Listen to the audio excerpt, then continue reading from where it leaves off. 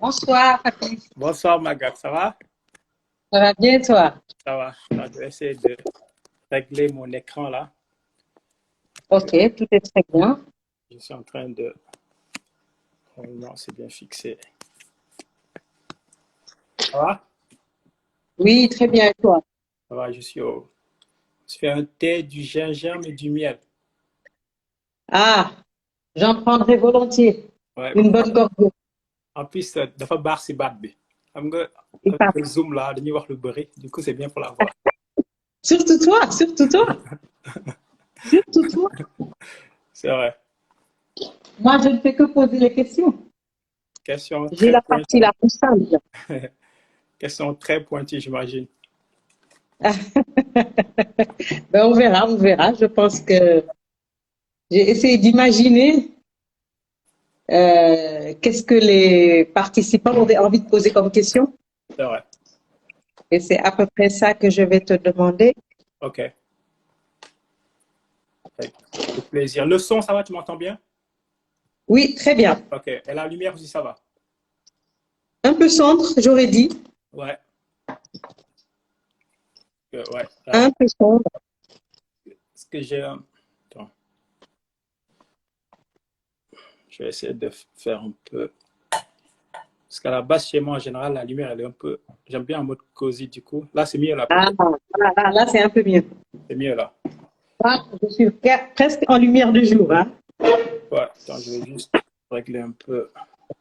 Parce que l'autre fois, j'avais fait un live. Tu sais, j'ai les lumières qu'on met avec le téléphone, là. J'avais fait un live avec, sauf qu'il y avait tout le reflet sur mes lunettes. Ah oui, oui, oui, je vois, je vois. C'est vrai que ça, Ouais. c'est très désagréable. Ouais. C'est très désagréable. Donc, ça doit aller faire normalement. Je vais voir juste... Bon, je m'excuse auparavant si jamais vous entendez mon chien aboyer. Excusez-le d'avance. Hello, hello, Emma. Emma has just joined.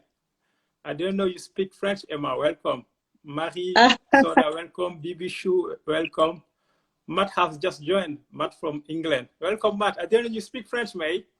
Cedric it from seems that you L'Oréal. have only come here. Yeah, it's like worldwide. Cedric from L'Oréal in France. Okay, good, Yakin. excellent. Mariam Soda. Bonsoir, Mariam.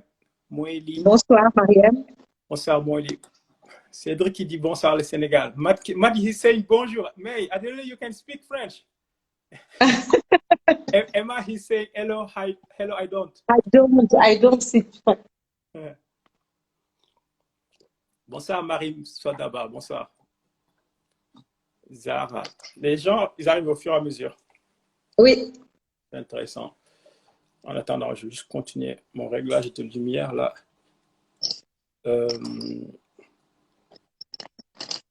Ouais. Notre premier live ensemble, Magat. C'est mon premier live, hein, moi. C'est vrai? Exprès pour toi. Je suis sortie exprès pour toi. Oh là là, quel honneur. Quel honneur. J'ai jamais fait de live, hein. Avec tellement de Pendant longtemps, quel en fait, honneur. ce sont les étudiants qui ont animé les lives. D'accord. Okay. Aujourd'hui, j'ai dit, comme on a un grand invité qui s'appelle Papis Camara, ben, je vais sortir pour animer, poser des questions. Hi. What are you doing? So, he's asking, hold on.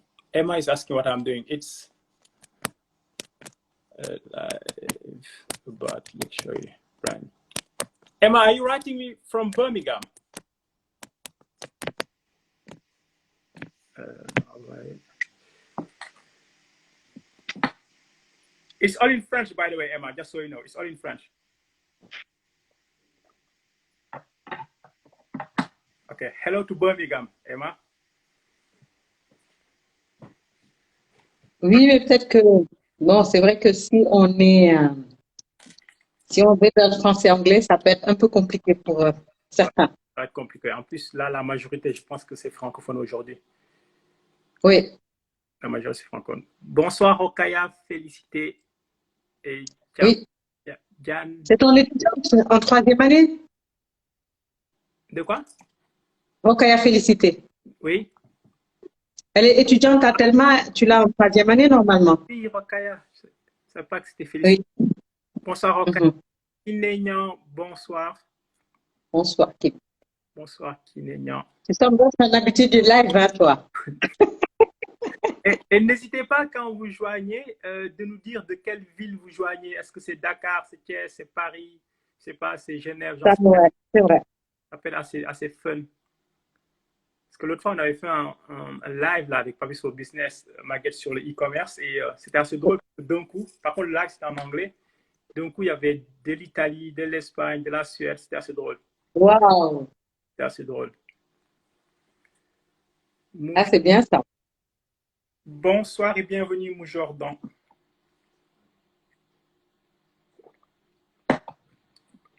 Au niveau Et du Jordan? Maguette, c'est le maximum que j'arrive à faire parce que pour le moment, je sais C'est pas. bon, c'est bon, c'est bon. C'est peut-être moi qui vais baisser tout à l'heure ma lumière. C'est le maximum.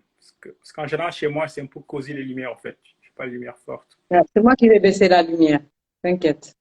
Okay.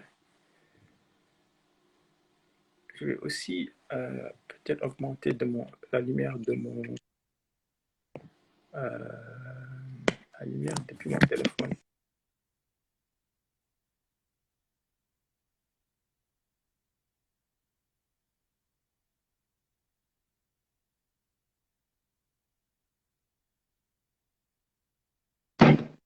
Je vais essayer de baisser.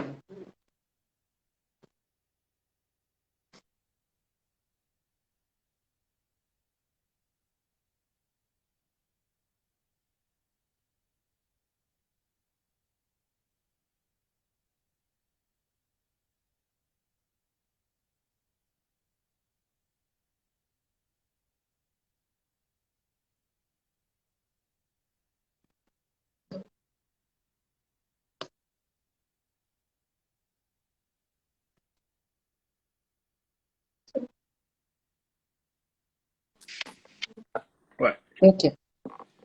j'ai fait. Ouais. Ça va bien la lumière?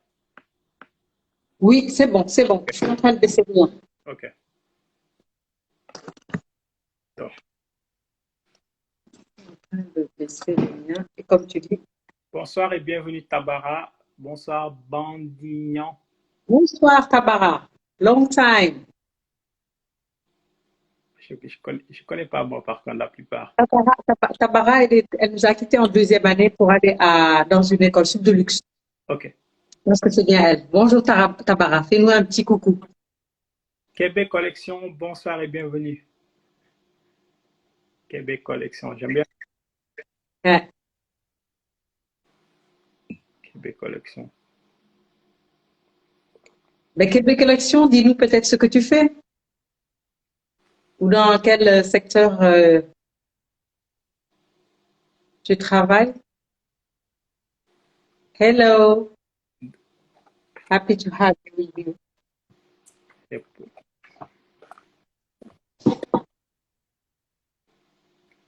Niveau taille, on a encore 4 minutes devant.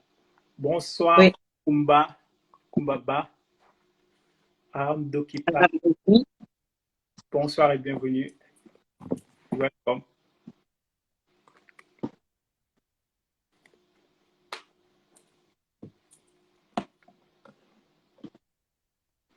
Bonsoir, Jordan. Ah, ça, c'est un alumni de Thelma. Jordan. Jordan, bonsoir. Brillant étudiant. Ok. Ada Howard, bonsoir. Adika. Welcome, Adika. Pas qui c'est, mais welcome.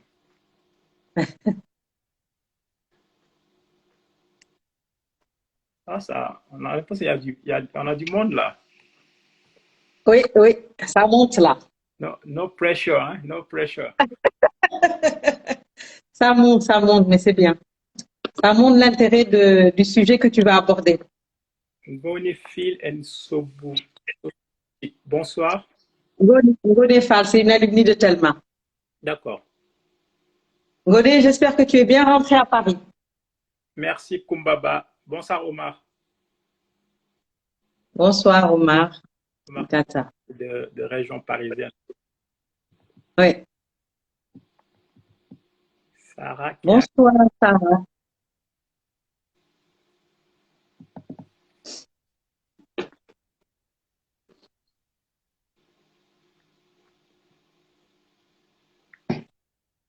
Tu penses qu'on tiendra une heure? On va essayer de ne pas déborder? Ouais, on va essayer, ouais. Faut qu'on reste dans le timing. En plus, vendredi soir, j'imagine, une longue semaine pour tout le monde. Ouais. Et surtout pour les Parisiens, c'est une heure de plus, parce que j'ai vu des gens de Paris. Oui, parce que là, vous avez commencé un peu tard, oui. Même chez nous, c'est un peu tard. C'est une heure de plus à Paris, donc. Non, mais on va rester dans le clou. Ok. Bonsoir et welcome Sanoufal. Welcome to the... Bonsoir, Sam. Depuis Bordeaux, j'imagine. Sam. D'accord. Bonsoir.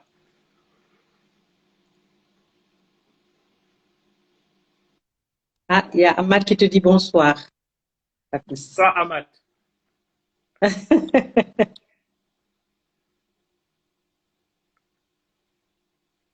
Ahmad, dis donc, ça fait sur la photo, Ahmad, hein? Ah oui, tu as vu ça? Ouais, je vois, ouais.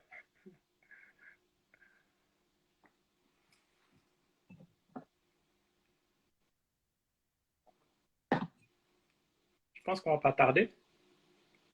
Oui, dans 2 minutes. Bonsoir et welcome, Céline, depuis Cameroun. Fotso.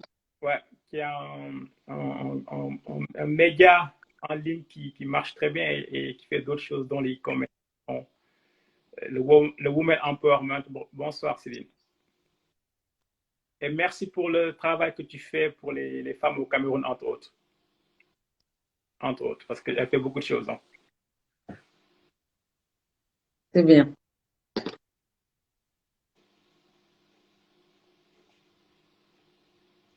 Bonsoir. Ouais, elle te dit bonsoir là. Je vais démarrer. Je pense que il est 20h30. Ouais, je pense qu'on peut. Ok.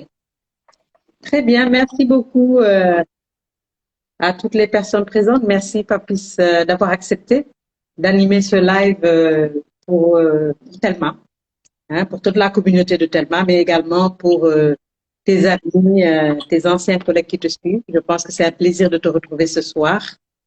Donc, ces lives de Telma sont plus ou moins un rituel, hein, qu'on a beaucoup animé pendant l'été, où chaque vendredi soir, on donnait rendez-vous. Là, ça fait donc un bon moment. Donc, nos habitués de live, on a essayé peut-être que certainement, vous attendiez ce rendez-vous avec impatience. Ben, ils sont là. Hein. On va encore, à chaque fois qu'on a l'occasion de rencontrer des jeunes brillants, hein, et experts dans leur domaine, par rapport aux spécialités que nous offrons dans l'école. On ne manquera pas de les inviter pour échanger avec vous le temps d'un après-midi ou d'un début de soirée. Bonsoir, Papis. Bonsoir, Magat. Bonsoir. Voilà. Donc, Papis, je vais te laisser te présenter, partager avec ceux qui nous écoutent ce soir ton parcours à la fois académique et professionnel afin qu'ils puissent mieux faire connaissance avec toi. La parole est à toi, Papis. Merci Magat et merci pour la. Bonsoir à toutes et à tous. Alors, je m'appelle Papis Camara, je suis sénégalais d'origine. J'ai quitté le Sénégal à l'âge de 12 ans. J'insiste parce que derrière, ça fait un peu mon parcours. Et je me suis retrouvé en Côte d'Ivoire. C'était un choix personnel où j'ai fait une école militaire. C'est donc le Britannique militaire de Bingerville pendant 2 ans. Après, je suis rentré au Sénégal entre 2002 où j'ai fait de l'anglais et du droit. Et je suis arrivé en 2003 où j'ai fait une école de commerce, donc circuit classique avec marketing, management, communication, comme on peut, entre autres, les cours que donne Telma. Et donc, j'ai fait mon expérience en région centre en France, au fait. Et quand j'ai fini mon école de commerce, j'étais assez chanceux de rejoindre L'Oréal directement comme mon premier job. Et donc, je suis rentré en tant que chef de produit, qui est le premier poste, on va dire, de cadre marketing chez L'Oréal, comme tu connais très bien. Ok, très bien. Magatot a passé quelques années dans un autre grand groupe qui est Nestlé. Et chez L'Oréal, juste pour donner une explication à ceux et celles qui nous écoutent, en fait, L'Oréal, on entend la marque L'Oréal Paris, mais derrière L'Oréal, c'est un groupe avec au moins 32 marques. Et ces 32 marques sont réparties en 4 divisions, donc via 4 circuits de distribution. Il y a les marques les plus connues telles que L'Oréal Paris, Jamie Maybelline, Garnier, sont vendus qu'en circuit de grande surface, donc supermarché. Il y a des marques qui sont dans le circuit luxe. Justement, je vais en beaucoup en parler ce soir. Donc, telles que Lancôme, qui est la plus connue dans le portfolio de L'Oréal. Il y a aussi des marques telles que Georgia et Yves Saint Laurent. Je viens de voir Sam Kidan, là, qui est d'ailleurs une des responsables de cette marque qui est maintenant qui a L'Oréal. Elles sont des marques qui sont vendues dans ce qu'on appelle le circuit sélectif. Donc, du Sephora, Selfridges, au UK, Harrods et autres. Après, il y a la partie qu'on appelle cosmétique active. Donc, des marques qu'on en parapharmacie. Je pense à Vichy, Roche-Posay, c'est les plus connus. Et la dernière division sont les en circuit professionnel. Donc, des marques vendues en salon de coiffure telles que L'Oréal Professionnel, telles que Kérastase, j'en ai un là d'ailleurs. Donc, des marques distribuées par des coiffeurs. Mizani, que vous connaissez, Dark and Lovely, Social Carson et autres. Et moi, j'ai eu la chance d'avoir fait 3 de ces 4 divisions. Donc, j'ai commencé dans la division coiffure où je faisais du marketing pour Redken. Et après, j'ai fait du marketing événementiel. Et à l'époque, c'était les 100 ans de L'Oréal. Donc, c'était en 2009. Et j'ai eu la chance de l'organiser pour la division coiffure sur toute la France. Et on avait invité 4000 coiffeurs du monde entier pour des shows dans les jardins de Tuileries, près du Louvre. On avait privatisé la rue Royale. Et il y avait pendant presque 2 ans plein d'événements, dont une soirée une fois avec Bob Sinclair au carré du Louvre. Donc, on était vraiment dans le wow effect pour ces coiffeurs. Et après, j'ai rejoint la direction de marque internationale pour Dark and Lovely Social Carson, qui est la marque numéro 1 mondiale pour tout ce qui est cheveux et afro, et peau afro, pardon. Et je m'occupais pendant presque 3 ans de cette gamme au plan mondial. Quand on dit plan mondial, c'est plutôt l'Afrique, le UK, la France et les États-Unis. Donc, j'étais en charge de faire la stratégie du produit et des différentes catégories. Et en 2013, donc ça fait bientôt 8 ans, j'ai été par L'Oréal pour bouger de la France au Royaume-Uni pour m'occuper de la marque de Lancôme. Donc Lancôme qui est une très belle marque qu'on appelle une marque 3 axes. Il y a des soins, il y a du parfum, il y a du maquillage. Et du coup, j'étais en charge du travel retail. Alors le travel retail, c'est une division dans une division, pardon, et c'est ce qu'on appelle le duty free. Sachant qu'à l'époque, donc bien avant le Covid, le Royaume-Uni était le plus gros marché de travel retail en Europe. Parce que le Royaume-Uni, en fait, c'est des hubs avec des airports tels que Heathrow, Manchester Airport, Glasgow, Edinburgh. Donc, du coup, j'avais tous ces équipes-là dans le UK, 3 ans et demi. Et nos concurrents directs, c'était les Guerlain, c'était Chanel, c'était Dior, la Prairie. Donc, voilà, donc ça m'a vraiment baigné dans le milieu du luxe, on va dire. Et mes 6 derniers mois chez L'Oréal, j'ai été promu pour m'occuper de leurs comptes, les plus gros comptes, on les appelle, et les clients les plus prestigieux du Royaume-Uni. Donc, Magad, qui connaît très bien le Royaume-Uni, on parle de Harrods, Selfridges, coiffeur de stars, coiffeur de la famille royale. Donc, voilà, c'était vraiment ce qu'on appelle les grands comptes chez L'Oréal. OK. Et au bout de 10 ans de L'Oréal, je me suis dit, je peux sûrement viser encore 10 ou 20 ans avec ce groupe ou faire quelque chose que je n'ai pas encore fait. Et à l'époque, des amis ont trouvé que ma décision, c'était un peu trop risqué parce qu'il y a 4 ans et demi, j'avais pris le choix de faire du digital et du e-commerce. Parce qu'à l'époque, je voyais que c'était le futur.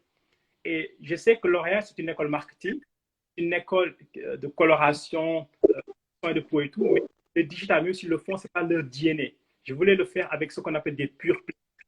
Et c'est là que je me suis retrouvé directeur général Glossybox pour le groupe de Hut Group, qui est un groupe qui est ici à Manchester, qui est en plein boom, qui fait que du online. Donc voilà, c'est vraiment, ils ont un look fantastique, plein de marques purement online et ce qu'on appelle une marque purement digitale.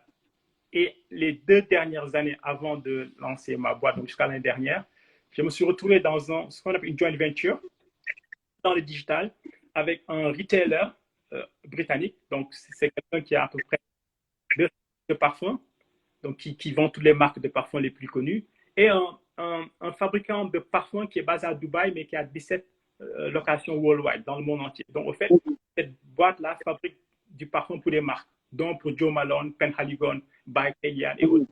Et donc, c'est 50-50. Et du coup, j'ai créé, sur leur investissement, une marque 100% digitale de parfums de niche qu'on vend sur cette plateforme e-commerce avec une subscription, un membership. Et voilà, c'est une marque qu'on a créée, You Parfum. Et allez voir You avec YU, Parfum S à la fin. Et la marque est lancée en fin 2020, justement, et qui a déjà un bon retour. Et depuis juin dernier, justement, j'ai boîte qui s'appelle Papis for Business. Je n'ai pas cherché loin pour le mot. Et c'est que c'est une boîte de conseil où justement on conseille les clients dans 4 secteurs, on va dire. Le digital, on fait du coaching, on fait de la stratégie, du marketing. Le marketing, c'est lancement de produits, création d'une marque, création de contenu et autres. Et donc voilà. Et à côté de cela, j'ai eu aussi la chance et l'honneur de donner des cours justement de c'est ce que j'allais dire. à Thelma Ok, très bien. professionnel. Donc voilà le parcours, on va dire, académique et personnel sur 14 ans, on va dire, à peu près. Ok, merci beaucoup, Papis. Merci, Papis. Merci en tout cas pour avoir été visionnaire pour dessiner ta carrière professionnelle, parce qu'une carrière professionnelle, il faut pas oublier qu'on la dessine soi-même, personne ne la dessine pour nous. Hein, à un moment donné où peut-être le digital venait d'arriver, c'était quand même un risque, mais c'est ça également construire une carrière. Comme les entreprises, les personnes prennent des risques dans leur carrière. J'espère que Suntou Bousso est avec nous parce qu'il avait voulu être là, parce que c'est le directeur de Lagardère Travel Retail pour l'Afrique. Hein, j'espère qu'il est parmi nous et qu'il t'entend ce soir et qu'il aura également sa contribution à faire. Très bien, on reçoit de plus en plus de monde. Bienvenue aux dernières personnes qui nous ont rejoints. Hein, et c'est un plaisir de vous avoir, Fatichou, Angie et les autres qui sont passés. Le thème d'aujourd'hui, si on a de plus en plus de monde, c'est que le thème d'aujourd'hui intéresse plus d'une personne, hein, ou de start-up qui se sont créées. On va, pour bien cadrer le sujet, commencer à demander à Papis de nous définir c'est quoi le luxe. Comme ça, on comprendra par la suite très bien de quel luxe il nous parle. Donc, Papis, je te laisse un peu définir. Pour toi, c'est quoi le luxe? Wow, question. C'est pas une question piège, hein? C'est pas une question piège. Mais je vais dire, en fait, pour moi, il n'y a pas une réponse parfaite. Le luxe, voilà, c'est un ensemble de beaucoup de choses. C'est d'abord pour moi la qualité. Quand on parle de luxe, on parle de produits de qualité. Quand on parle de luxe, on parle d'innovation. Quand on parle de luxe, on parle de visionnaires. Tout à l'heure, tu as parlé de visionnaires. Ce sont des gens qui ont vu avant tout le monde. Je donne un exemple concret. Tesla. Tesla, ce sont des voitures de luxe.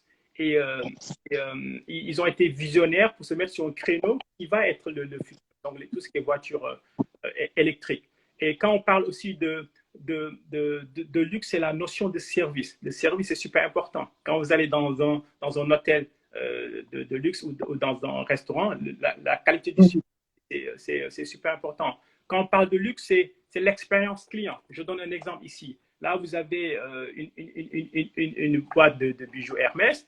Ben, Hermès, il pourrait juste vous vendre comme ça, juste le bracelet. Mais ils ne le font pas. Non, il y a une expérience client. Donc, quand vous recevez déjà, ils ont la couleur Hermès qui est bien reconnue, le look qui est bien reconnu. Il y a le ruban pour ouvrir. Et quand vous ouvrez, il y a ce qu'on appelle le dust bag, justement pour ne pas que ça prenne la peau. Donc, tous ces détails-là qui derrière ont coût, s'ajoutent à l'expérience client. Donc, c'est ça aussi le luxe. Et chez Lancôme, comme on disait, Magat, luxe is detail.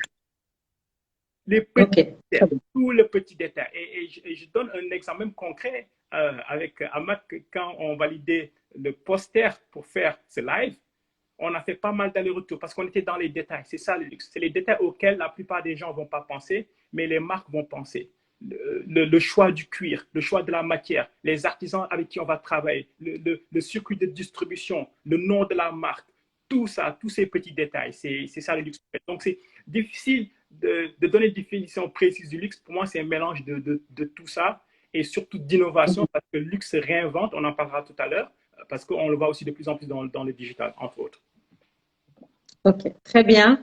J'espère que toutes les personnes qui sont avec nous ce soir ont bien compris cette définition du luxe que Papis vient de donner, parce que c'est ce qui va ensuite diriger tout ce qu'il va nous dire, et il faudra le comprendre dans cette définition du luxe-là.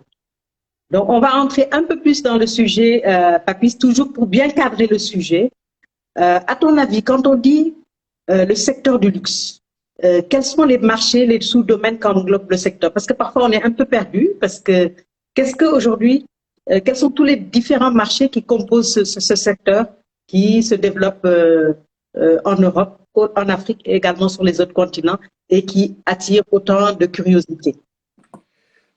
Très belle question. Il y a plusieurs, on va dire, secteurs. Il y a par exemple, là, ce qu'on appelle les handbags, tout ce qui est sac à main et autres. Ça, c'est une marque d'ailleurs sénégalaise, une marque de luxe, Nene Yaya, qui font de très belles choses, donc sur le choix du cuir, sur le travail et tout. Donc, tout ce qui est sac à main, ces types de produits, ça en fait partie du luxe. Il y a des sacs, les fameux sacs Hermès qui coûtent souvent 6 000 euros, des sacs Dior, Chanel, des très très beaux sacs. Les montres, c'est un produit de luxe. Des marques telles que Breitling, telles que Rolex et autres, Tag Heuer et autres. On peut avoir des villages de luxe, des villages de luxe, des prix qui sont très, très, justement, très, très exclusifs. Des voitures, quand vous voyez Porsche, quand vous voyez Bentley, tout à l'heure, je parlerai de Bentley comme exemple, qui pour moi est vraiment le luxe absolu dans les voitures. Range Rover aussi a un possible luxe avec en fonction des options que vous allez prendre. Il y a des options Range Rover qui coûtent 120 000, 140 000 euros. Donc ça, on est quand même dans quelque chose d'exclusif. Tout ce qui est spiritueux, comme les gens l'appellent, des hôtels, des 4 étoiles, des 5 étoiles, des palaces, là, on est vraiment dans le domaine du luxe, des spas. Il y a le Corinthian Hotel dont je m'occupais quand j'étais chez L'Oréal, qui est le plus gros spa luxe en Europe et au UK. Et ils avaient comme client Madonna et autres. Donc ça, on est vraiment dans le luxe absolu. Donc voilà, le luxe aujourd'hui, c'est vraiment plusieurs catégories. Les plus connues étant la mode, d'ailleurs, tellement de mode. Hein. Donc la mode, des marques Berluti, qui est une très belle marque de chaussures, Yves Saint Laurent et autres. Tout ce qui est, comme je vous dis, les sacs à main, les accessoires, comment on appelle ça, les lunettes aussi. Parce que les marques de luxe ont compris que peut-être tout le monde, c'est même pas peut-être, tout le monde ne peut pas s'offrir un sac de 3 000 euros. Et bien, du coup, ils font des produits pour les faire rentrer. Par exemple, quand vous achetez une marque de Gucci, lunettes de soleil qui fait 200, 300 euros, peut-être le même client ne peut pas acheter un sac de Gucci à 2 000 euros. Mais le client va s'habituer à ces lunettes jusqu'à un jour pouvoir s'offrir ou pas d'ailleurs ce sac. Donc, voilà, il y a plusieurs secteurs, on va dire, qui définissent le luxe, mais les plus connus étant la mode, les montres, les spiritueux, les voitures, hôtels, restaurants, villas. Ça, on va dire, c'est vraiment les plus connus, entre autres. Ok, très bien. Merci beaucoup, Papis, pour encore avoir reprécisé le marché. Hein, ça, c'est quand on parle du marché mondial du luxe, tous ces secteurs que tu viens de citer, hein, dont presque tous sont présents également sur le continent. Mais on va te demander, Papis, aujourd'hui, et ça a été beaucoup posé à Telma au lancement. Est-ce qu'il y a aujourd'hui un marché, est-ce qu'il y a une légitimité du luxe en Afrique? Les gens ont dit oui, c'est un continent pauvre, on ne peut pas parler de marché du luxe qui se développe. Hein? Est-ce qu'il y a ce marché, il y a un marché qui est légitime? Est-ce qu'on peut aujourd'hui développer des produits pour une clientèle africaine? Ou ça, c'est le premier. Et plus précisément, s'il y a un marché, ce marché est-il plutôt un marché de biens ou un marché de services? Hein? Ou quel est le potentiel, en tout cas, de ces marchés-là pour le continent africain et plutôt, surtout l'Afrique subsaharienne?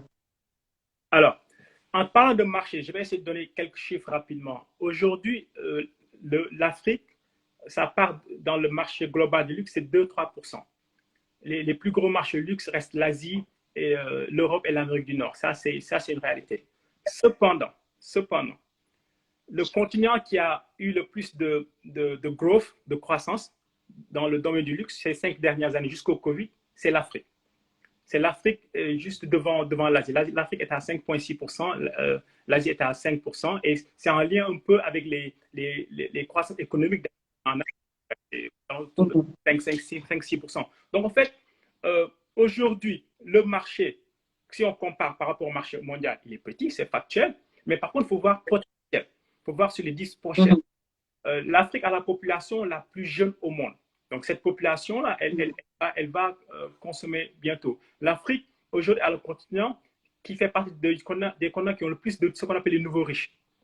Les nouveaux millionnaires, les nouveaux milliardaires et autres. Et du coup, on se dit aujourd'hui, c'est une petite part, mais il faut voir justement le potentiel qu'il y aura demain, parce que justement, il y a ces nouveaux riches-là, et on parle des pays tels que le Nigeria, Kenya, South Africa, en Afrique du Sud. Et je vais vous donner un exemple concret sur le Nigeria, qui va surprendre tout le monde. En 2015, dans le travel retail, donc l'industrie du duty free au Royaume-Uni, avec aussi l'industrie sur high street, donc tout mélangé, local market et travel retail. Ils ont fait une étude et le Nigeria était la troisième population étrangère qui achetait le plus de biens de luxe, derrière le Moyen-Orient, donc les richissimes du Moyen-Orient et les Chinois. Et c'était les Nigérians. Donc, en fait, à Londres, Magat, je suis sûr que tu as vu ça, il y a une grande culture de Nigérians très fortunés qui, quand ils viennent, Absolument. de la même façon que les Sénégalais, Ivoiriens, Congolais vont souvent à Paris, ces Nigériens ils viennent à Londres et ils vont acheter à Selfridges, à Harrods, plein de Vuitton, de Chanel, de Prada, de Fendi et autres. Et ils ont une grande consommation. Donc, cela représente le gros potentiel. Après, ça reste niche, comme ce qu'est le luxe. Le luxe reste en général niche. Donc, pour finir, aujourd'hui 2%, mais le potentiel, il est réel pour l'Afrique. Il est réel. Et la deuxième partie de ta question, c'était, s'il vous plaît. Hein? La deuxième partie, c'était de dire, est-ce qu'on est plutôt un marché de biens, de services, ou est-ce qu'il y a un potentiel aussi bien pour l'un que pour l'autre? Moi, je pense qu'il y a un potentiel aussi bien pour l'un que pour l'autre. Au niveau du service, on en a même parlé en off, Magat. Je pense qu'il y a encore beaucoup de choses à faire. Il y a encore beaucoup de choses à faire. Parce que justement, le luxe, c'est un code, au fait. C'est des codes. Et les marques de luxe, ces codes-là veulent qu'on les respecte partout. Que vous soyez à Milan, à New York, à Paris, à Dubaï, à Londres, à Dakar, à Joburg, à Luanda, ces marques veulent qu'on respecte leurs codes. Si vous allez dans un hôtel 5 étoiles, dans un palace, c'est pareil. La clientèle veut cette notion de service qu'ils ont à Paris ou dans ces grandes capitales-là.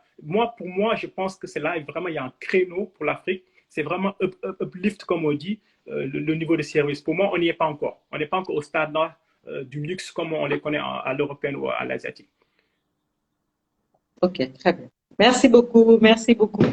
Mais on devrait y arriver. Je pense que des efforts sont faits. Je pense que dans une de nos discussions, on se disait il y a du culturel qu'il faut un peu bousculer dans tout ça. Mais je pense qu'on devrait y arriver. Maintenant, Papis, on va arriver aux acteurs, parce que quand même, il y a des gens qui bougent, qui font bouger ce secteur. Tu l'as dit toi-même. L'Afrique a connu un développement de 5,6 devant l'Asie, ce qui est quand même si on sait que c'est pas dans les mêmes proportions, hein, c'est pas en valeur absolue. Hein, qui sont les acteurs aujourd'hui du luxe en Afrique? Est-ce que ce sont des grandes marques connues qui s'implantent ou est-ce que ce sont des marques qui sont créées et qui se développent ici?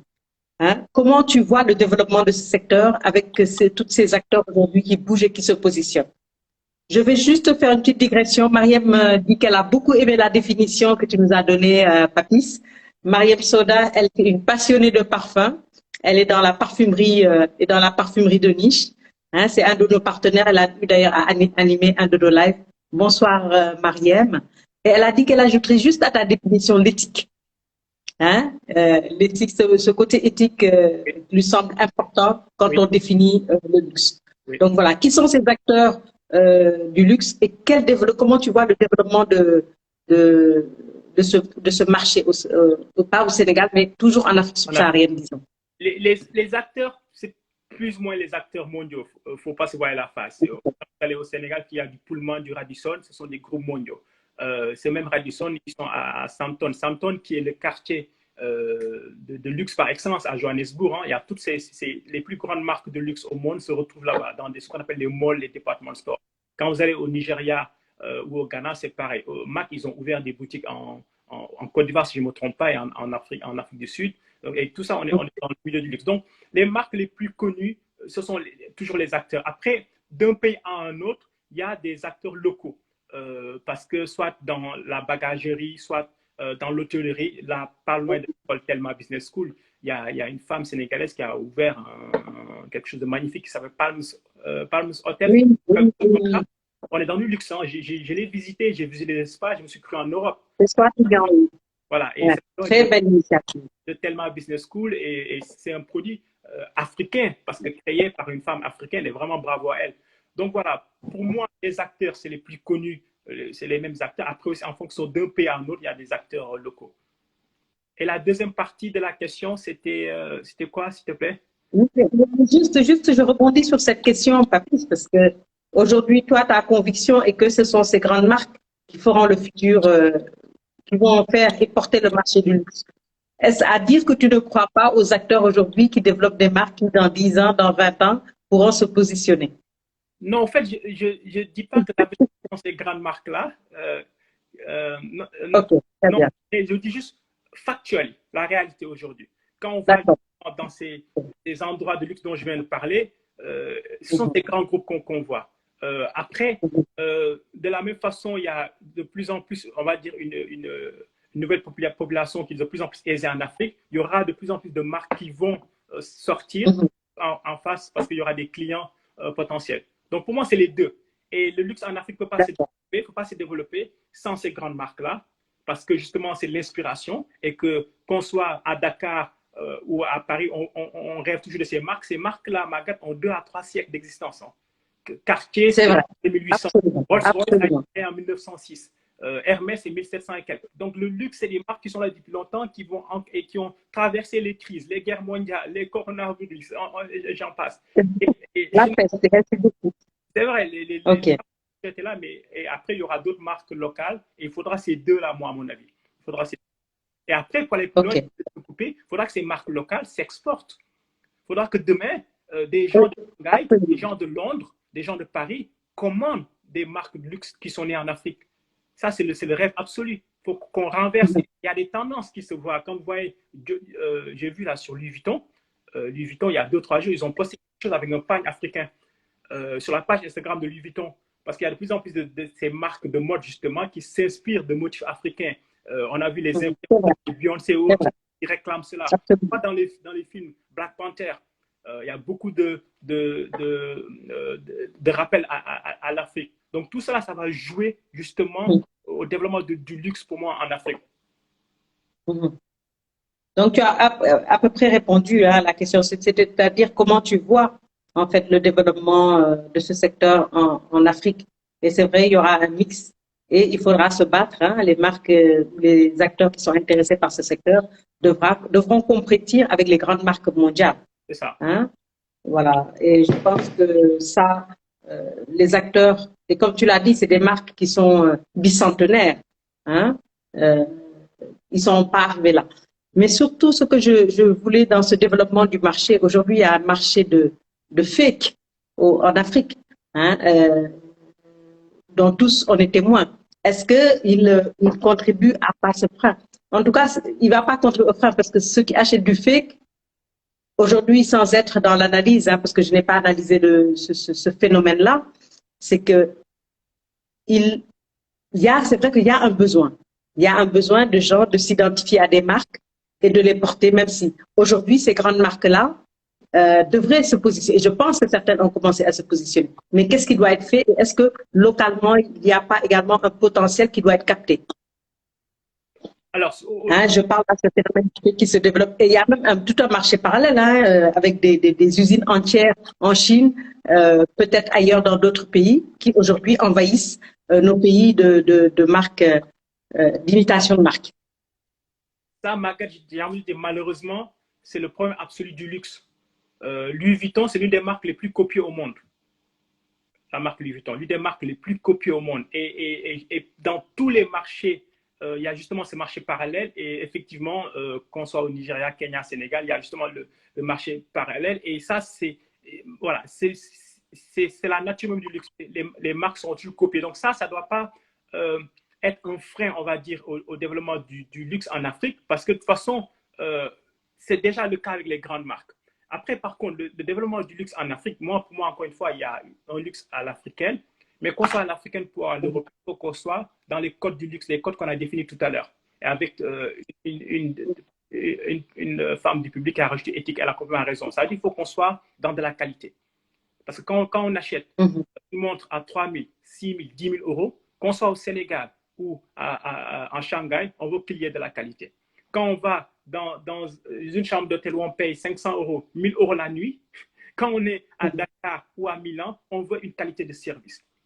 Donc, le luxe africain, j'y crois beaucoup, et avec la nouvelle génération. Et encore une fois, il y a des gens vraiment dynamiques dans la mode, dans beaucoup de choses, mais il faut rester dans la qualité, dans l'innovation, you don't have to compromise. En gros, voilà, c'est ça, pas de compromis en fait. C'est vraiment exigence absolue parce que les clients du luxe veulent la même exigence partout, qu'ils soient à Shanghai ou à Dakar. C'est ce qu'il faut se dire en fait. Ok. Merci beaucoup, Papis. À ton tour, j'ai envie de te demander, à l'éclairage de ce que tu viens de dire, bien entendu, quelle opportunité aujourd'hui pour un étudiant qui a fait une école comme Telma et sort avec un diplôme de marketing en marketing management du luxe? Les opportunités sont, comme on dit en anglais, endless. Ça veut dire que ce qui est assez marrant et rageux pour certains, les 10-15 peut-être pas dernières années, pardon, le secteur qui a le plus évolué, c'est le luxe. Tout à l'heure, j'ai parlé de Hermès. Chaque année, Hermès, Chanel, Louis Vuitton nous annoncent des résultats exceptionnels. Chaque année. Et parce qu'on n'a jamais eu autant de riches sur cette terre. Donc, en soi, le marché, le potentiel, il est encore là. Donc, ces jeunes-là qui sont à Telma Business School, qui apprennent marketing luxe, que ce soit dans l'immobilier, dans la mode, dans la restauration et autres, eh bien, pour moi, le potentiel est énorme. Soit parce que c'est pour ces grosses marques, ou justement, il y aura des nouvelles marques qui vont exister en Afrique ou qui existent déjà, telles que Palms Hotel et autres. Et en plus, pourquoi elles ont cette opportunité? Parce qu'il y a de plus en plus de nouveaux riches en Afrique. Ça, c'est factuel. Il y a de plus en plus. C'est le continent derrière l'Asie, en proportion, où il y a le plus de nouveaux riches qui émergent. Derrière l'Asie, hein, c'est l'Afrique. Donc, du coup, il y a plein de millionnaires à Luanda, je suis sûr que tu es au courant. L'Angola, c'est en plein boom. L'Angola, c'est en plein boom. Derrière, c'est en plein boom. Et quand on est à Dakar ou à Abidjan, il faut penser aussi global. Ça veut dire qu'on crée sa marque luxe, il faut penser l'exporter dans ces pays-là anglophones. Il ne faut pas faire que du français, par exemple. Si on fait du global, il faut faire une marque peut-être en duo anglais-français qu'on va exporter jusqu'au Kenya, en Afrique du Sud, parce que dans tous ces pays-là, il y a de la richesse. Ou au Maghreb, je ne vais pas parler du Maghreb, que ce soit le Maroc, la Tunisie, les autres. Donc pour moi, oui, c'est un gros potentiel. C'est un gros potentiel. Je rajoute, on a parlé de services, il y a beaucoup de choses à faire dans le service. Et les gens qui vont nous aider, nous, en Afrique, à améliorer le niveau du service, c'est cette nouvelle génération qui apprend les codes du luxe. Il faut que derrière cette génération forme les équipes sur place pour être mieux dans le domaine du service, justement. Très bien, merci. Donc, pour les étudiants qui font cette filière, donc vous avez entendu la réponse très claire de notre ami Papis et pour ceux qui pourraient être intéressés.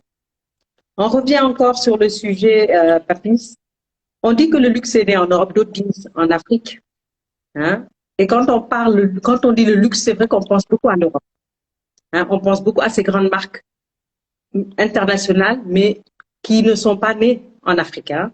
Même s'il y a une tradition et des choses qu'on peut expliquer dans l'histoire africaine. Est-ce que les codes de luxe, elles sont propres, elles sont françaises ou européennes? Est-ce que chaque pays peut se définir ses codes de luxe ou bien est-ce que les codes de luxe sont propres à chaque culture, chaque civilisation?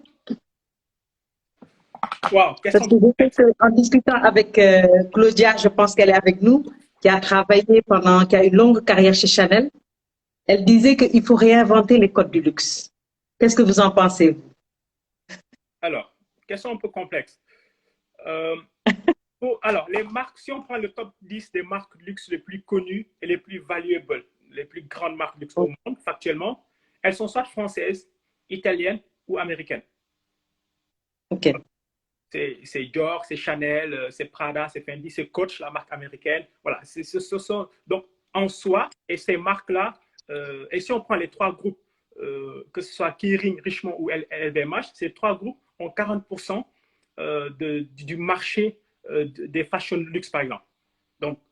Et ces groupes-là, c'est des groupes européens. Donc, en soi, on ne va pas se voir la face. Aujourd'hui, en termes de dominance, voilà, on va dire que c'est plutôt occidental. Having said that, ayant dit cela, vous allez en Asie, il y a en Chine, au Japon, en Corée, il y a plein de marques de luxe qui émergent. Vous allez au Middle East, on n'a pas parlé du Middle East.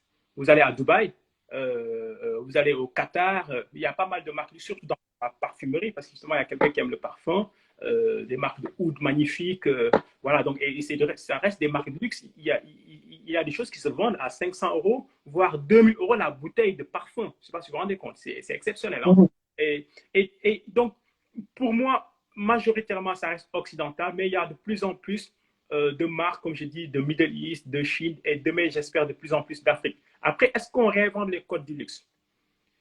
On ne réinvente pas, on s'adapte. Je m'explique. Que ce soit la qualité, l'innovation, la notion de service, ça, il faut que ça reste. Par contre, on s'adapte. Tout à l'heure, quelqu'un parle d'éthique. C'est vrai.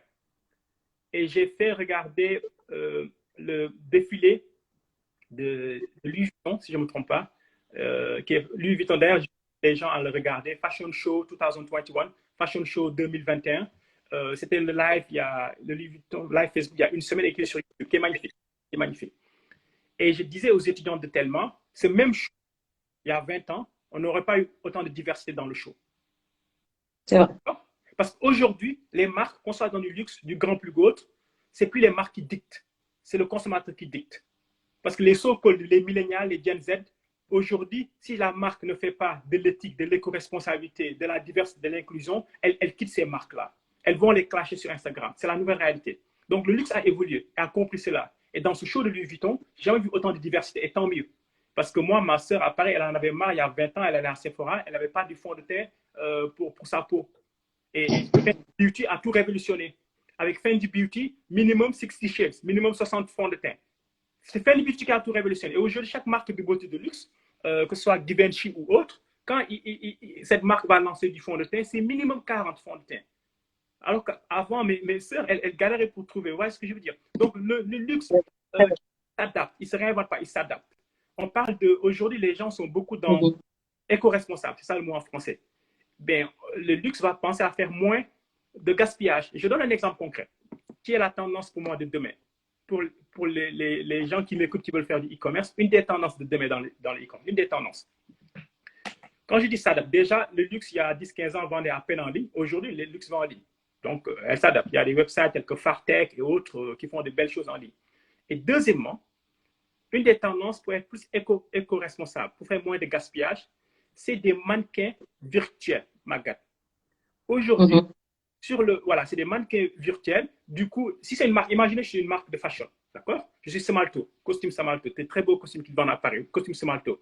Imaginez, au lieu de les envoyer à des modèles pour les essayer, et derrière, ils ne vont pas les revendre, parce que c'est déjà essayé, c'est du gaspillage, du coup. Mais si c'est essayé virtuellement, la personne essaie depuis le site internet virtuellement, la personne n'a pas bougé de son canapé. Après, on choisit, ça nous plaît ou pas. Pareil pour un lipstick ou un fond de teint. Eh bien, ça, c'est éco-responsable derrière, parce qu'il y a moins de produits qu'on va jeter. Donc voilà, donc le luxe va s'adapter au fait. Va s'adapter parce que le monde a bougé, y compris s'adapter en ligne. Encore une fois, il y a 15 ans, les marques disaient non, on ne va jamais vendre en ligne. Aujourd'hui, elles sont obligées de vendre en ligne. Parce que tout est ça, tout est virtuel, ce qu'on fait là. Et le luxe est adapté avec le coronavirus. Avant les fashion shows, voilà, vous étiez en front row, comme on dit, que vous soyez à New York ou au Louvre. Aujourd'hui, tout est virtuel. Donc, les marques sont adaptées. Et le show, il est toujours aussi wow. La désirabilité est toujours là. Donc, voilà, on va s'adapter avec le monde. Et d'autres choses pour s'adapter, c'est le côté intelligence artificielle, réalité augmentée. Toutes ces nouvelles technologies, le luxe est obligé de faire avec.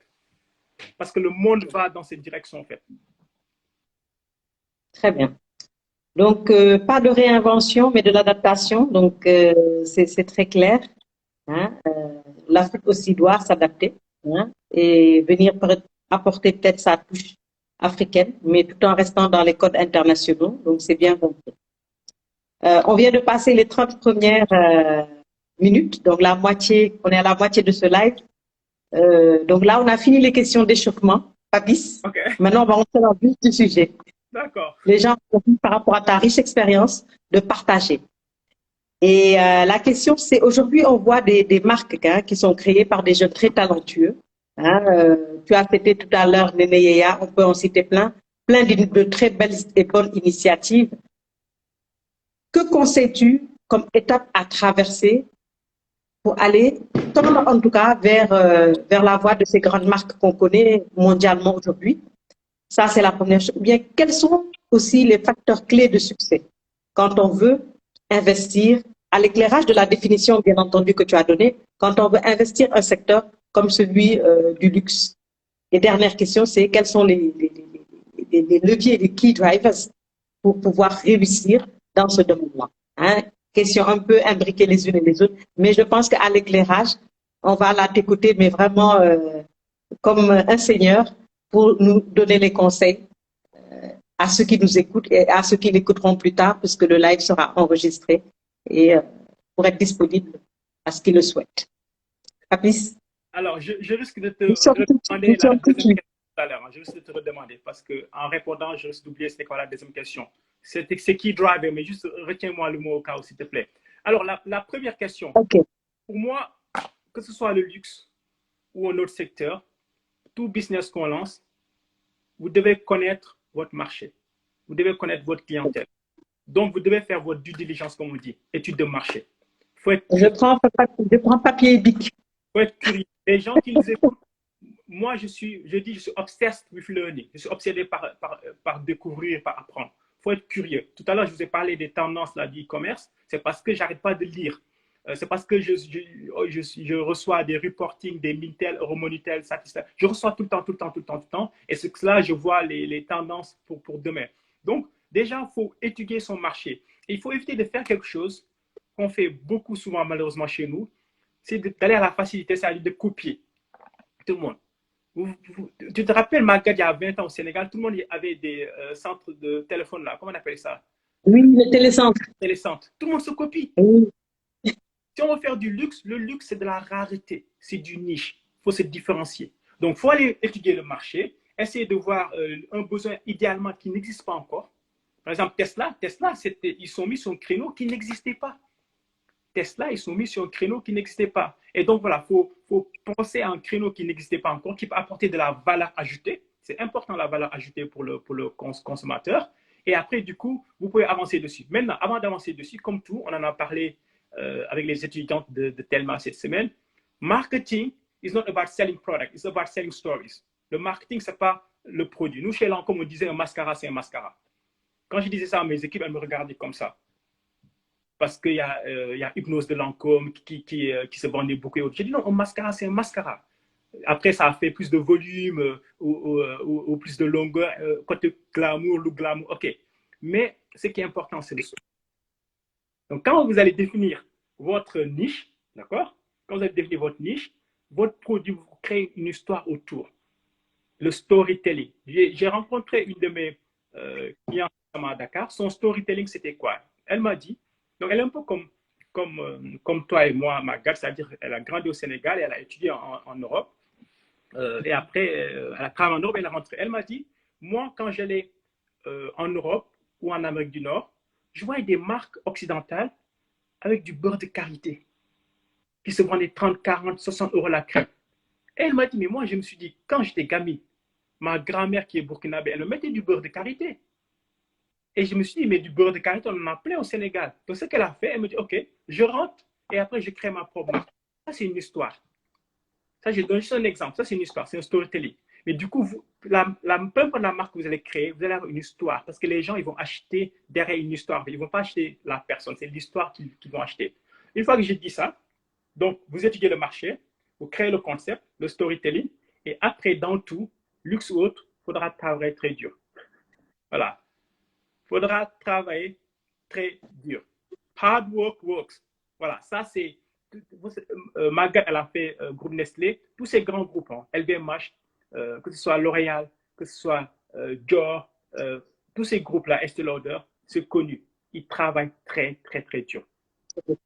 Très, très dur. Voilà. Le luxe, il faut travailler très dur, il faut laisser rien passer. Moi, je vais donner un exemple. J'étais dans un hôtel que je ne vais pas citer. J'étais dans un hôtel que je ne vais pas citer. Je donne l'exemple à Maguette. C'est un grand groupe en plus qui est à Dakar. Un grand groupe qui est à Dakar. Donc, moi, mes amis qui me connaissent savent que j'adore passer des après-midi dans de tels endroits. C'est une passion personnelle, on va dire, depuis 15 ans. Donc, quand je suis à Dakar, je fais pareil.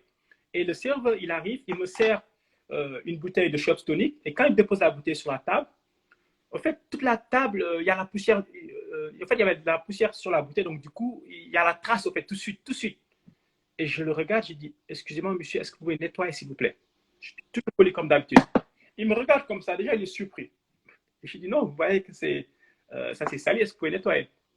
Il va, il cherche de quoi nettoyer. Encore une fois, je suis dans un endroit de luxe. Hein. Je ne vais pas citer le nom de l'hôtel, c'est un endroit de luxe. Voilà.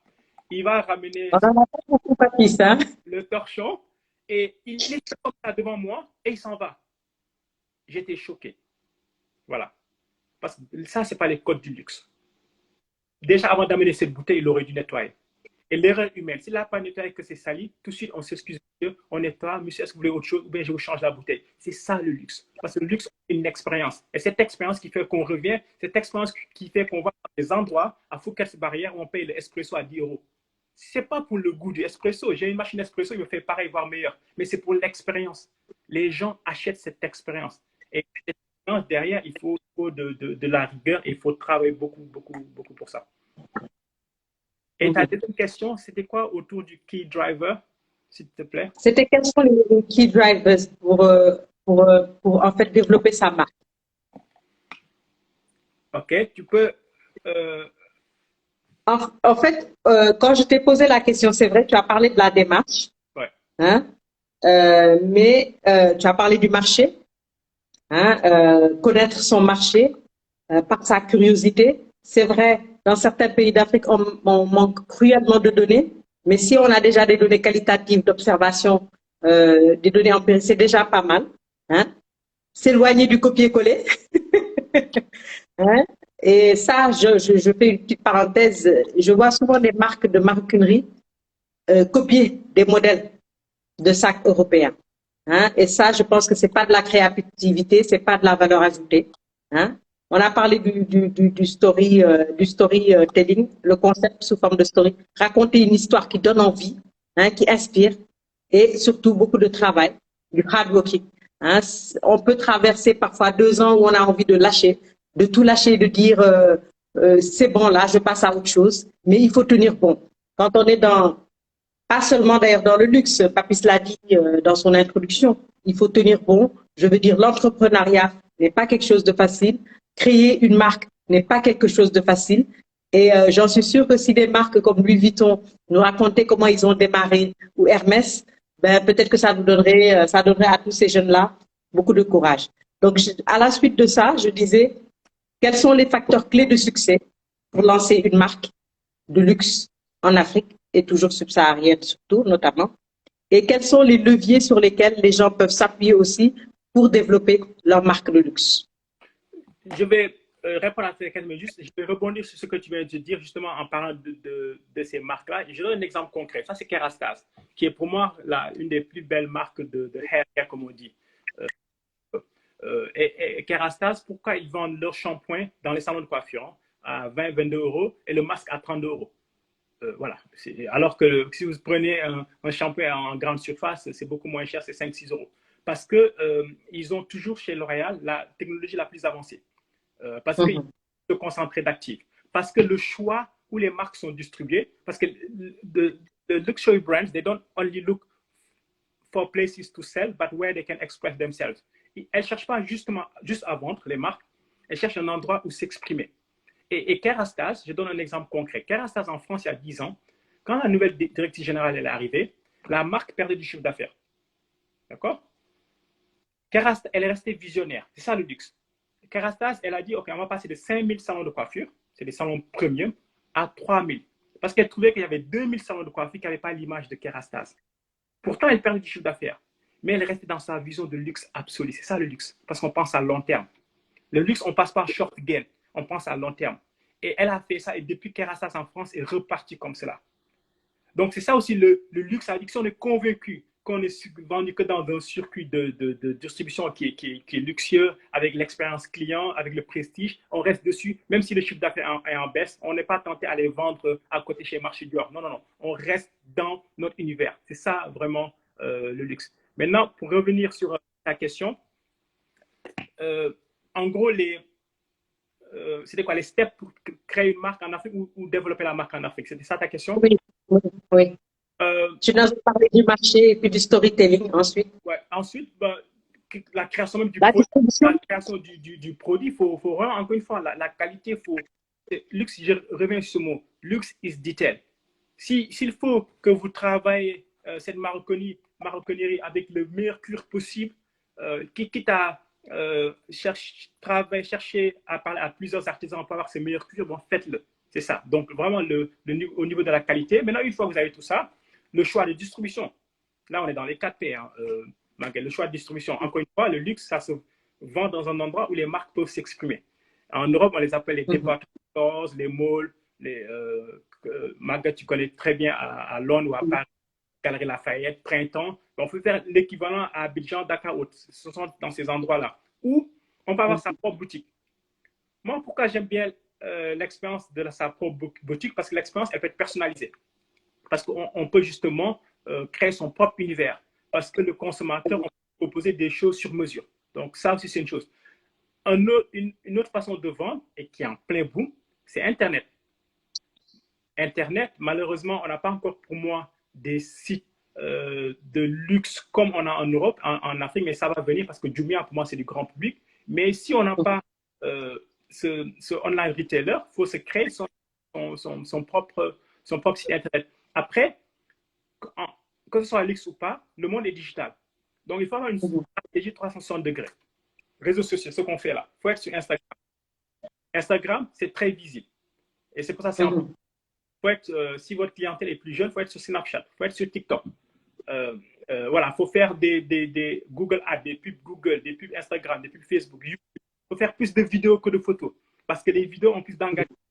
Et la politique des réseaux sociaux, ce n'est pas le nombre de posts qu'on fait, mais c'est l'engagement, c'est-à-dire le commentaire, le like et les partages. C'est ça qui est important.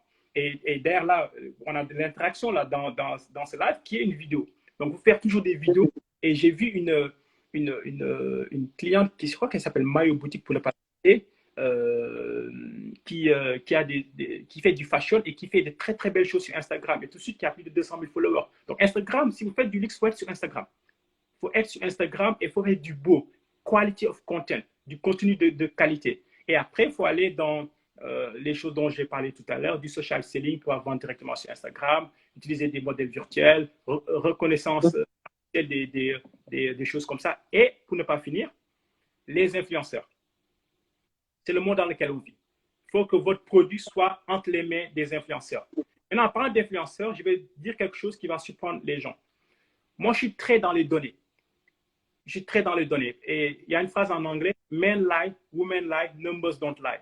Les hommes mentent, les femmes mentent, les chiffres ne mentent pas. Donc moi, je suis beaucoup dans les chiffres quand je fais du business.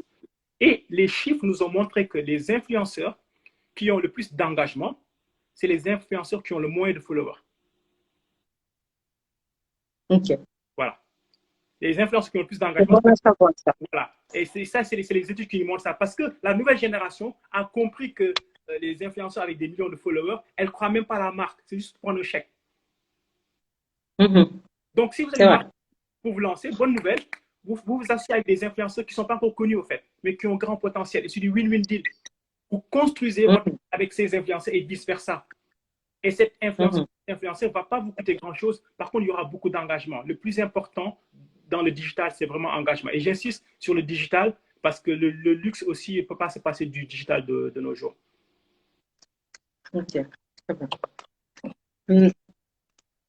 Papis, tu as parlé des 4 P, en effet. Et j'aimerais un peu que tu réinsistes un peu sur le prix. On a tendance à voir que le luxe coûte cher. Hein? Est-ce que c'est toujours la réalité? Est-ce que ça doit être la règle?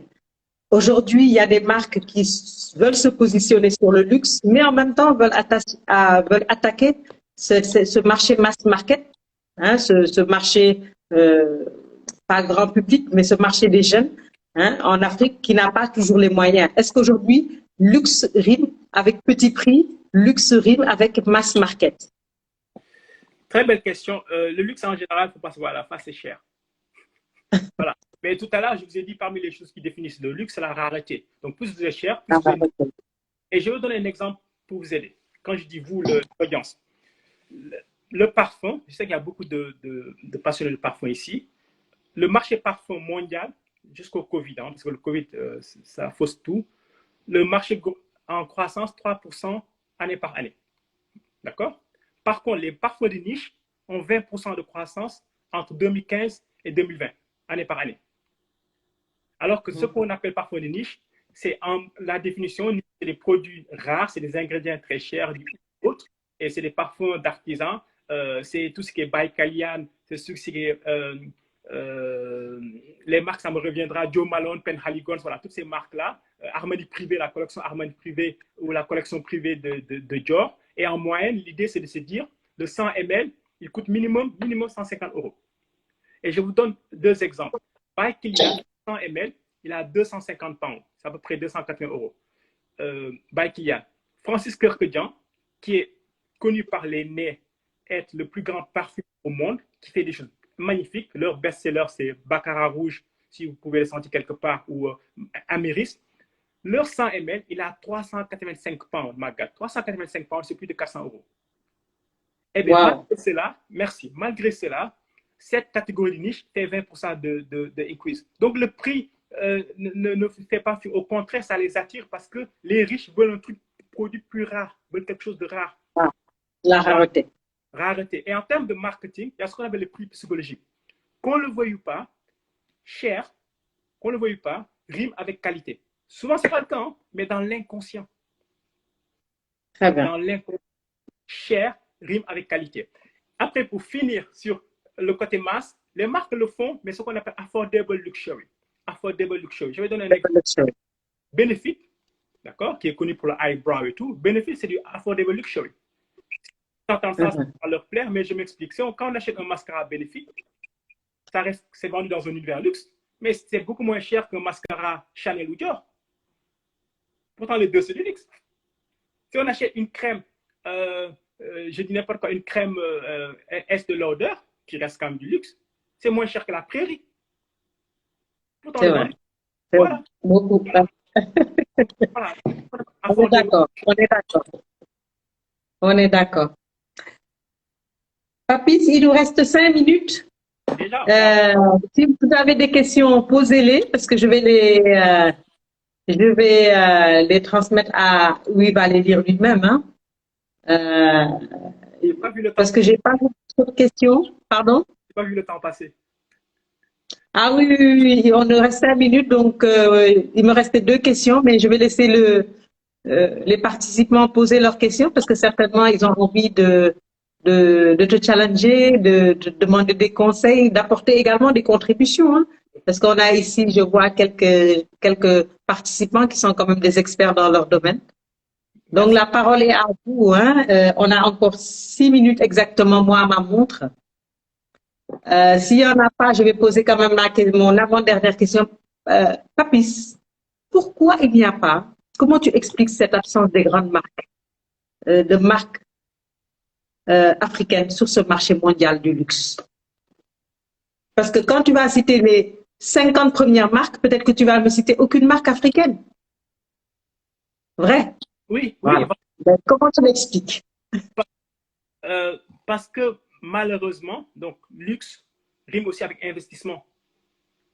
Comment ça se fait qu'aujourd'hui, sans entrer dans les détails, comment ça se fait que, par exemple, au Sénégal, 80% de la richesse produite au Sénégal part après à l'étranger parce qu'on n'a pas de transformation. Voilà. Donc aujourd'hui, ces gens qui veulent créer du luxe se trouvent du même problème que la plupart des secteurs en Afrique. Il faut aider dans la transformation, en fait. Et il faut accompagner. Tu parles de l'investissement financier, hein? Investissement financier, parce que ça en coûte le luxe. Parce que ça en coûte justement. Donc il faut un investissement financier. Il faut que des gens croient en ces jeunes-là, qu'on puisse développer des choses sur place. Je suis sûr qu'il y a beaucoup de fabriques de matériel qu'on peut faire sur place. Pourquoi aujourd'hui, par exemple, l'industrialisation, en fait. L'industrialisation, c'est ça. On peut faire des très belles marques de mode à l'africaine, mais pour le scale, il faut aider à l'industrialisation. Et ça, c'est un coût. Voilà, ça, c'est un coût. Okay. C'est ça le frein. Le principal frein. Ouais. Et puis aussi, je pense, Maguette, ça veut dire que il faut 2 à 3 marques qui s'en sortent, qui font tellement rêver, et que les autres vont se dire, if they do it, wow, yes, absolutely right. Voilà. Absolutely si on right. fait, je peux le faire. C'est ça qui manque aujourd'hui. Ok, très bien. Des questions? Mademoiselle, Papy, c'est encore à vous pour 4 minutes quand même. 3 minutes là. On a encore 3 petites minutes. Si vous avez des questions, n'hésitez pas à les poser. Je vais pas en prendre en off, hein, et je n'en prendrai pas dans ma boîte perso ni quoi que ce soit. Papy aussi n'en prendra pas. Donc, posez-les et puis Papy pourra les lire et y répondre. et après aussi, le live, comme elle a dit, Margaret, sera enregistré pour Voilà. qui veulent revoir Donc, en loupé. Papy, tu as cité quelques marques, quelques secteurs du luxe. Est-ce que tu penses qu'il y a quelques secteurs où l'Afrique a vraiment des chances de se positionner sur le marché mondial? Tu as Excuse-moi, parlé de la excuse-moi, maroquinerie, des il y a Jordan véhicules, qui des a fait. spiritueux. Pardon? Il y a Jordan qui a envoyé une question. Jordan, vous pouvez remettre, s'il vous plaît. Jordan a mis une question. Ah, Est-ce que vous pensez que la jeunesse africaine serait vraiment fière d'aborder les marques africaines, d'aborder les marques africaines? Bien sûr, encore une fois, bien sûr, c'est moi, je vais donner un exemple concret. Voilà, je vais donner un exemple concret. Hein. C'est du vécu. Il y a 2 ans, j'étais invité au Entrepreneur of the Year Award, donc entrepreneur de l'année, par Ernest Young. Et Ernest Young, Margaret, comme tu le sais, c'est l'un des 4 plus grands cabinets de consulting au monde. Et j'étais invité. Et je reçois l'invitation, histoire vraie, et ils ont mis dress code, ils mettent dress code, ils mettent smart, donc bien habillé. J'arrive, j'ai mis ma tenue sénégalaise sur mesure, Margaret, avec mon chapeau sénégalais. Quand j'arrive dans la salle, c'est à Manchester. vous devez être très élégant. Tout le monde est en costume cravate ou nœud papillon, et celui qui m'a invité, il m'a regardé comme ça. Il m'a dit, Papy, what? You ask me to be smart, right? Parce qu'il s'attendait à ce que je sois en costume cravate. Je ne suis pas arrivé en costume cravate.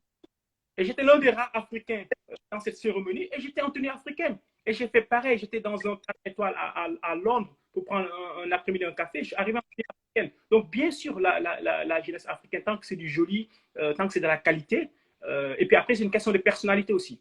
C'est une question de personnalité. Et il faut être fier justement Moi, je pense que cette jeunesse africaine, elle est très fière de ce qu'elle est. Et elle réclame aujourd'hui son authenticité, son africanité, Jordan. Je pense que ça, je ne sais pas si, quoi, en fait, qu'est-ce que tu as derrière cette question, mais je pense qu'aujourd'hui, plus qu'hier, on a envie de consommer africain. Ouais. J'ai les questions qui viennent maintenant. Lei Abdoulaye, est-ce que pense à développer une marque dans le secteur du luxe dans le contexte Covid en Afrique serait judicieux? Faut pas voir, faut voir demain, potentiel. Oui. Faut voir potentiel. Si on pense qu'au Covid, on fait rien, on arrête tout. Aujourd'hui, le Royaume-Uni, ils ont vacciné 50% de la population. À aujourd'hui. Les États-Unis, ils vont vacciner toute leur population d'ici mai, toute la population adulte. Donc, si Dieu le veut, on va s'en sortir de cette Covid si Dieu le veut. Mais il faut déjà penser à demain. Et c'est justement quand il y a des périodes de crise qu'il y a autant d'opportunités pour les entrepreneurs en général. Pensez-vous que la mode fait partie des domaines du luxe au Sénégal? La mode fait partie des domaines du luxe partout, y compris au Sénégal. Après, voilà, c'est partout. Après, il y a des marques qui s'en sortent plus que d'autres. Mais oui, et au Sénégal, d'ailleurs, les femmes font de très belles choses. Et je trouve qu'il faudra les mettre plus en avant. Merci, Soso Boutique. Merci beaucoup. Et aussi, pour rajouter quelque chose, Magat, oui. Il y a une chose, les gens qui créent tout, mais il faut aussi que nous, on les soutienne, Magat. C'est ça. Yeah, absolument. Le soutien est très, très, très important. Quand on se dit aujourd'hui, là, les plus grands pays, c'est sans pitié, ils font consommer local. La France, depuis le Covid, la France, le UK, les États-Unis, ils insistent sur le consommer local. Et donc, quand nous, on a nos marques, nos frères et sœurs qui font du beau, mais il faut acheter. Et arrêtez, et quand il faut acheter, arrêtez de le dire, faites-moi du pas cher, baisse-moi le prix. Ça ne l'aide pas. Il faut se dire la vérité. Parce que quand vous allez chez Dior, chez Chanel, vous ne leur demandez pas de vous baisser le prix. Donc, c'est aussi à nous de les soutenir. C'est à nous de soutenir nos frères et sœurs. Et nos frères et sœurs font de très belles choses. Et comme Céline l'a dit, consommons africain. Avec du très bon lait.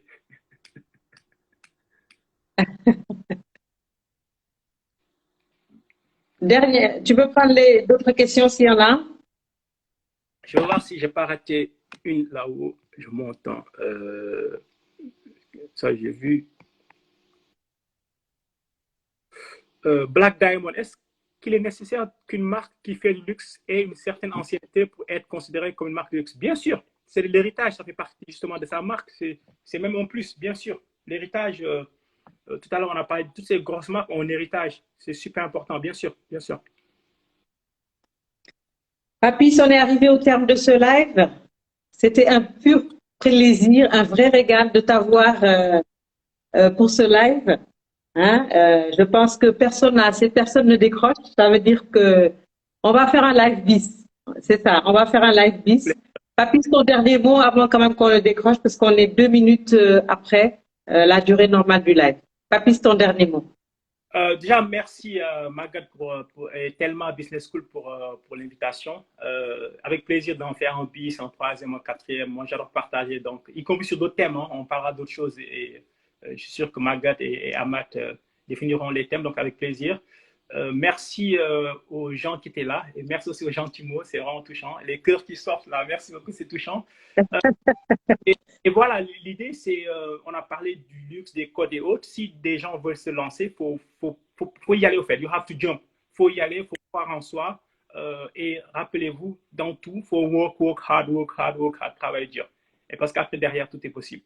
Donc, merci à toutes et à tous. Très bon week-end. Merci Magat et je te laisse le dernier mot. Merci beaucoup à tous nos participants qui ont passé quand même ce début de soirée avec nous. Hein, nous vous en sommes très, très reconnaissants. Rejoignez la communauté Thelma pour suivre tous les lives qui viendront dans les mois à venir. Merci à Amat pour avoir eu l'initiative d'organiser ce live avec Papis. Et merci, un grand merci à toi, Papis. Hein, on est fiers de toi. Nous sommes fiers de ce que tu fais. Si des collègues de L'Oréal ont bien voulu te joindre, c'est parce que tu les as marqués. Hein? Continue à marquer ton temps, continue à marquer ton pays, continue à marquer ton continent. Bravo et félicitations. Et merci encore. Merci. Merci. Allez, au revoir tout le monde. Merci. Enregistré. Merci à tout le monde. Merci. Alors.